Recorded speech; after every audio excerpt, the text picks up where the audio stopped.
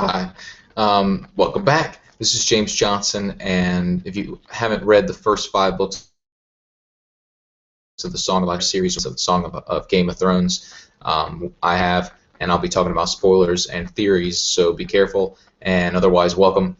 Good to have you. Thank you all for watching, and I'm going to be talking in this video about Dany's resurrection. So this will be a short one. I just want to cut to the chase. So, in my opinion, Dany's destined to join the Night's King. He can offer her everything she wants. And of those things he can offer her is immortality. But in order to be immortal, you have to die. What is dead may never die. That's the reason Martin put that in. And the Ironborn actually have a ritual that plays on that idea, which is that you're drowned and then resurrected.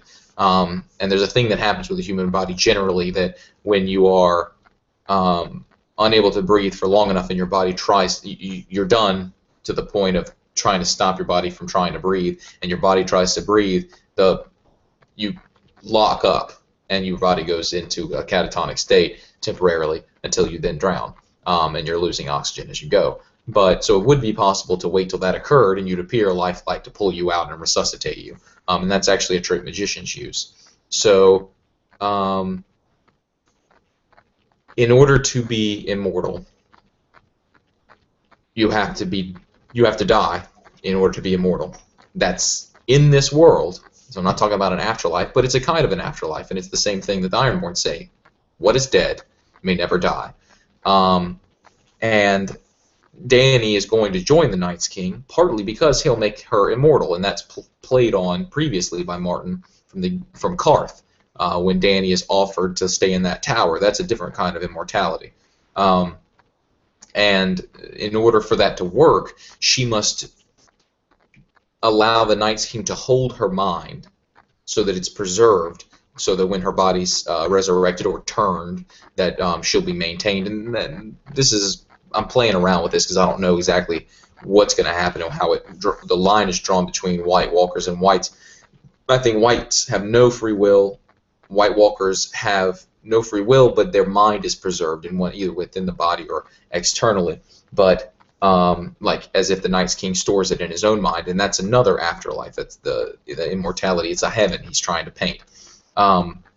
But like Jon preserved his mind in ghosts while he was dead, or while he's dead, rather than lose some of his soul like Barry Dondarrion did, or like Lady Stoneheart did, Dany has to put her mind into the Night's King, or allow the Night's King to hold her mind. And like Varamir says, when you skin change a wolf, it's a marriage. It's for life. Well, Dany, that's the same thing. She is skin changing wolf in a way. He's a Stark for one. And so is she, because she's the daughter of Lyanna, in my opinion, and that's irrelevant to this particular topic, but they are marrying each other by doing that. They're joining their minds. They are becoming one, and her body is killed and resurrected, and he puts her mind back into it. It doesn't have to be, though, overt, but ultimately she is killed and resurrected, and her mind is preserved in there. But he would only do this by choice. He loves her. He wants her to love him back, and he wouldn't make her do this. You have to choose in a way, or not have a choice. In other words,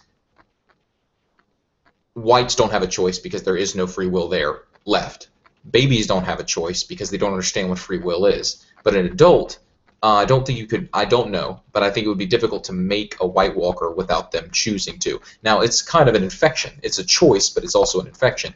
Now, you can infect somebody without them having a choice, so I don't know about that, but Dany in particular has to be given the choice whether to join the Night's King. And he's going to try to convince her, but he's going to leave it up to her. It's her choice, which means she has to choose not only to be with him, but to die. And that's kind of actually what Jaime says to his cousin in the prison at the Stark camp when he's chained to the pole. And his cousin comes in and asks if he can do anything, and Jaime says, well, there is one thing you can do. You can die. Playing on that a little bit, but ultimately she has to choose to die in order to be the Night's Queen. which is a play on Lord of the Rings, the line in Lord of the Rings where Galadriel says, "And in place of a king, you would have a queen, beautiful and terrible to behold." But they rule together, and this is the same that's played on in, well, Paradise Lost for one, because Lucifer gets out of his chains merely by wanting to be out of his chains. And I mentioned this in the Night's King video, it's almost as if merely by choosing to rebel, he is rebelling. By choosing to not be chained to God, he breaks his chains. And that's what happens kind of in the book. Well, that's exactly the same thing that's played on in the Vampire Chronicles, the Interview with a Vampire, the movie, the book, when Lestat offers to, what's his name? I should have written it down. The Brad Pitt's character, he offers to Brad Pitt immortality, but he doesn't really tell him what it means. But he says, "I'm going to give you the choice I never had." Well, if the Night's King didn't necessarily want this second life, and that's irrelevant too, but it's possible he didn't want this second life, or to live on inside his own child, that was just a reaction when he was killed. It wasn't his intent, the same way Jon didn't intend to go into Ghost. It's just what happened when he died. It was a horrible moment and his body reacted. The Night's King is going to give Dany a choice whether to join him or not, and she's going to choose, and she's becoming the vampire queen, for them to rule eternally as the gods. The representation, it's the Trinity. It's God, which is the Night's King. It's Mary, who's a god in and of herself, and she's not Mary. She's a god. Mary isn't really a god, but it's the mother and father, and then the child, which I got on in a couple of other videos, and I don't want to go into much. But as a side note, almost every main character in these books has a kind of death. And of course, some of them are not fantastical, but every single character in this book has a death and a resurrection of sorts. The Hound gets killed, and he's going to come back, in my opinion. He's young. He's elder brother's protege, not protege, but he was healed by elder brother. I think Stannis is coming back. I know y'all probably completely disagree with me, but death and coming back. For example, Ned died, and he comes back in the form of his children.